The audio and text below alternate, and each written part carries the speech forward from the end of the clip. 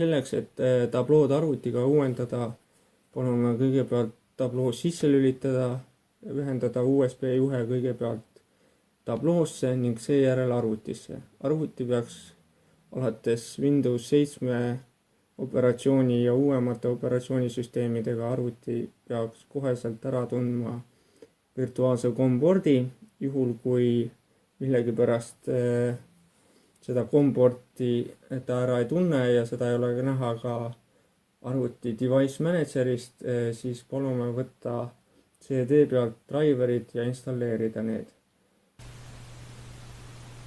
Peale tabloo USB-ga ühendamist arvutiga käivitage programm Multimedia LED IR. Valige siit tabloo tüübiks SC16 seeria ja vajutage OK. Avaneb uus aken, kus kõigepealt tuleb otsida üles tabloo, mis on ühendatud arvutiga. Selleks vajutage Search. Nagu te näete, all ääres näitab programm tabloo tüüpi ja tegemist on COM7 pordis asuva tablooga. Juhul kui tabloo automaatselt ei leita, siis palun installeerige driverit CD pealt. Juhul kui me oleme teile saatnud või teil on olemas demo või alusfail, saate te selle avada, fail open ning valige SCLED fail ning seejärel avatakse teie alusfail, mida te saate muuta ja tabloosse saata. Programm jaguneb järgmisteks osadeks. Kõigepealt siin saate te vaadata erinevaid tabloo mälukoha lehti. Igal lehel on 5 mälukohta, kokku võib tabloosse salvestada kuni 100 mälukohta. Siin on võimalik seadistada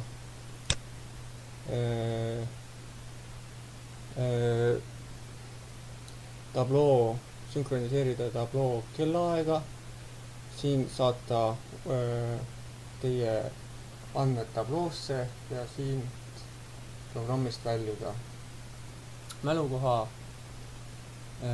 seadistamiseks on siis määratud igal lehel 5 mälukohta.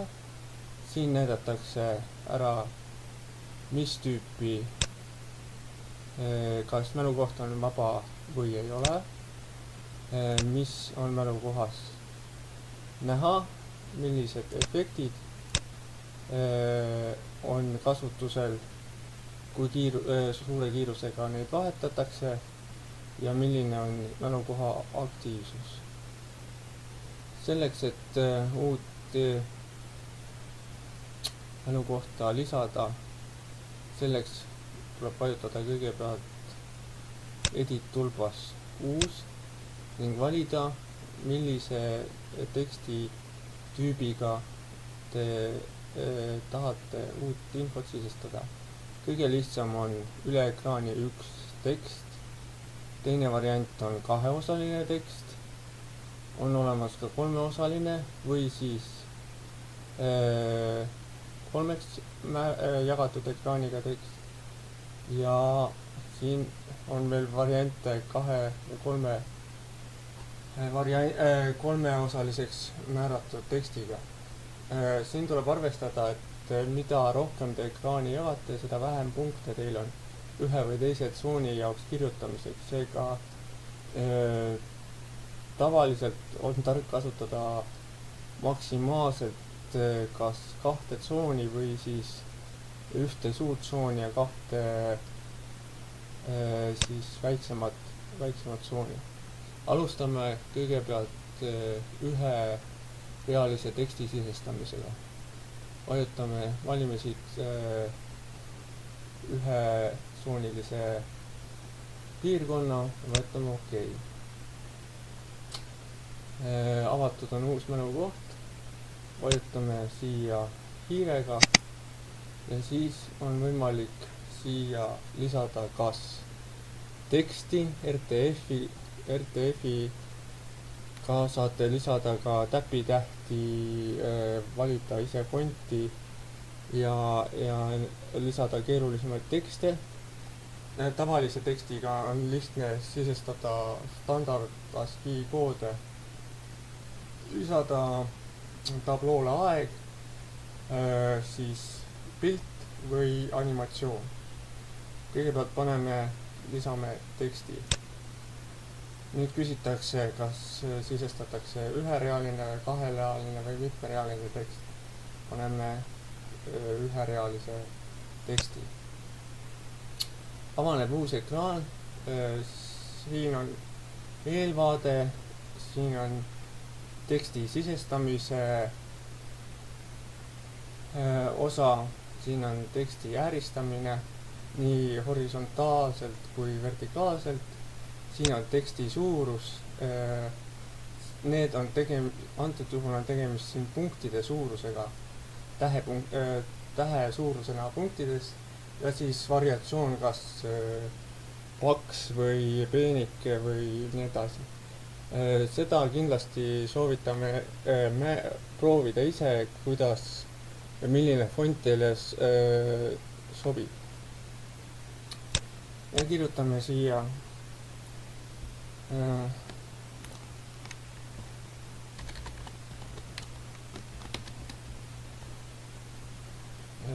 liini teksti ja paneme ta, ääristame ta keskele ja valime siit näiteks sellise väljanägemise. Paneme OK. Edasi tuleb määrata, kuidas antud tekst ekraanile saabub. Siin on võimalik kasutada erinevaid efekte, alates paremalt vasakult sisse või ülevalt alt ekraanile sõitmisest kuni suvalise variandini, mis on siis auto puhul, valib tabloo suvalise efekti. Kui te valite Show Now, siis tuleb tekst ekraanile ilma igasuguse efektita ja näidatakse kohe. Siin määratakse, kui kiiresti tekst liigub. Juhul kui tekst on pikem kui ekraani suurus, siis paremalt vasakule liikudes tuleb määrata, kui kiiresti ta seda teksti liigutab. Vaikimise on keskmine kiirus ja see kiirus läheb üleüldse kasutusele siis, kui teksti peab tablool liigutama. Järgmine tulp näitab, kui kaua antud tekst siis püsib tablool enne, kui see ära vahetatakse. Juhul, kui on efekt Show Now, siis tegelikult seda määrangut ignoreeritakse, sellepärast et siis näidatakse kogu teksti kogu aeg, niikaua kuni siis puldist või nuppudest mälukoht ära muudetakse. Siin on võimalik lisafunktsioonina määrata piirjoon ümber teksti, kas siis ringiratast laskja või see on lihtsalt niisugune efekti variant, mida me antud juhul ei kasuta. Ja kui kõik on ära määratud, siis selleks, et see tabloosse saata, tuleb vajutada Send. Nüüd ta ütleb, et info on tabloosse saadetud ja võite tabloost vaadata, kas tulemus on teie jaoks OK või te peate muutma midagi, mis järel võite te 2 topeltklõpsuga siia peale vajutada ja muuta siis kas fonti või midagi muud, mis tundub teile parem olevat. Ja uuesti saata. Selleks, et lisada täpitähti, võib kasutada või üldse erinevaid spetsiaalseid tähti nagu kirillitsa tähti ja kas või saksa keeles langessi, siis tuleb sisestada tekst RTF kujul. Sel juhul saate te siia kirjutada mis iganes teksti te tahate.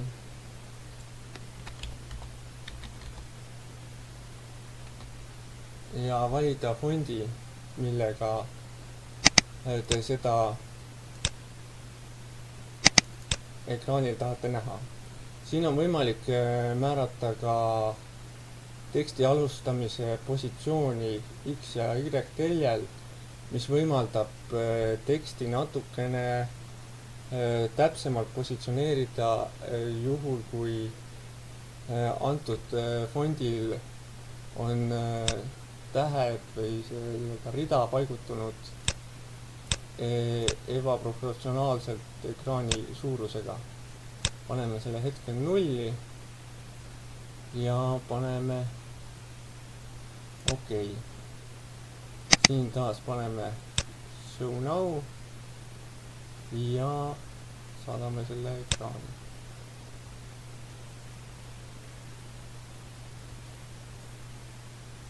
Nüüd, kui te soovite sisestada bussiliini, siis soovitame teil kasutada kahetsoonilist ekraani. Selle jaoks valige kahetsooniline ekraan ja nüüd tuleb määrata ekraani suurus, esimese ja teise tsooni suurus. Ja seda te saate määrata vajutades tsooni suuruse. Siis kuna kogu tabloo suurus on antud hetkel 16 korda 128, siis te saategi määrata nii-öelda horisontaalsuuruse, kui kust kohast ekraan kaheks jagatakse. Praegu siis, see muidugi oleneb ka sellest, kui pikk on liini number või tekst, mis te tahate esimesse tsooni sisestada, et arvestada, et kui on teil näiteks liini number 4-täheline, siis see ei pruugi nii 16 täpi sisse ära mahtuda ja võib-olla peaks olema suurem. Aga paneme selle hetkel siis 24 on esimene tsoon ja 104 on teine tsoon. Paneme OK. Ja näete, nüüd on siin ekraan määratud tsoonideks.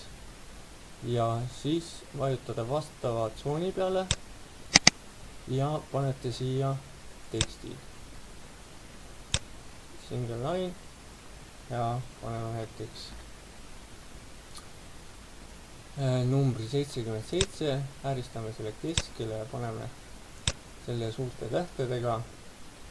Paneme OK, määrame, et see on kogu aeg nähtav ja siis vajutame teise tsooni ja paneme taas single line ja sisestame siia näiteks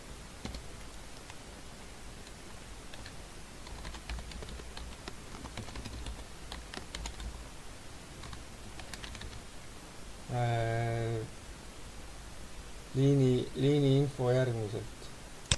Paneme selle ka suure tekstiga ja paneme ka selle, et seda näidatakse kohe. nii, ning saadame selle ekraanile. Siin jäi veel määramata see, et nagu tulebki välja, siis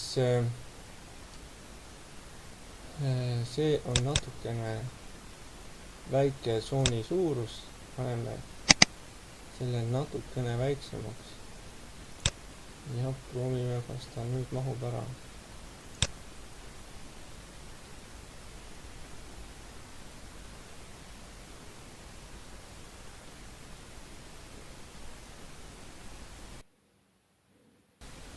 Nii.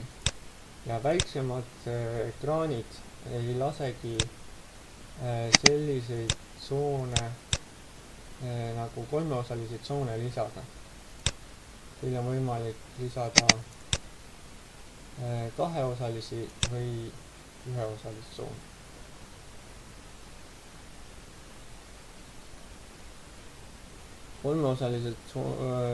kaheosalise tsooni lisamisel on taaskord võimalik siis jagada ekraan 8-ga, see on siis nüüd horisontaalselt, kuna ette on määratud mitu punkti, ekraani kõrgus on 16 punkti, siis pooleks on horisontaalselt 8, või vertikaalselt 8 punkti ja seda ei maksagi väga suureks rohkem ajada, sellepärast et lihtsalt ei mahu ühele ega teisele tsoonile siis mingi tekst enam ära. Paneme OK ja kirjutame siia näiteks sellise liini pealkirja 77.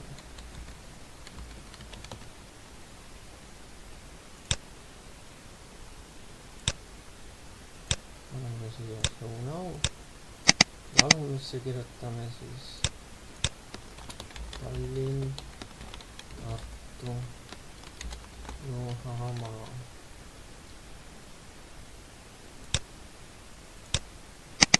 Ja saadame selle ekraani.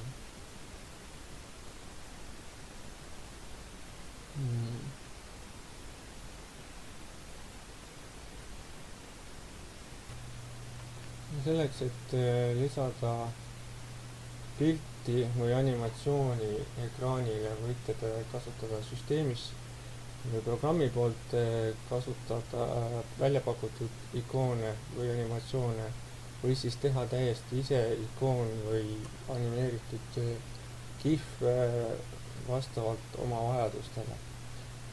GIF siis animeeritud ikoon või siis tavaline ikoon peab olema täpselt nende punktide arvuga, mis teil on ekraanis vaja.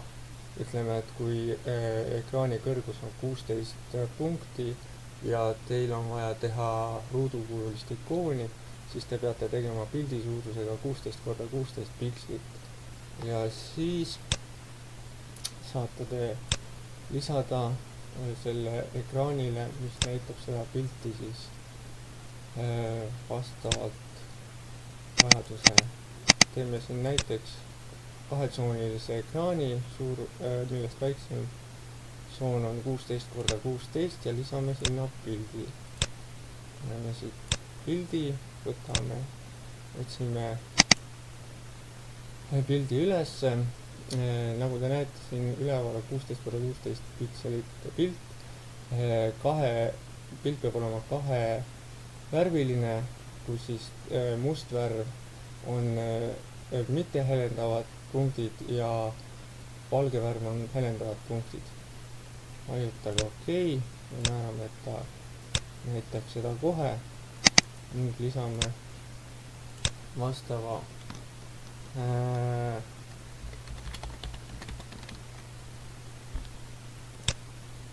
tekstiga kõrvale. Õige fondi, OK, näitab kohe ja saadame selle ekraani. On võimalik lisada täpselt samamoodi ka programmis olevaid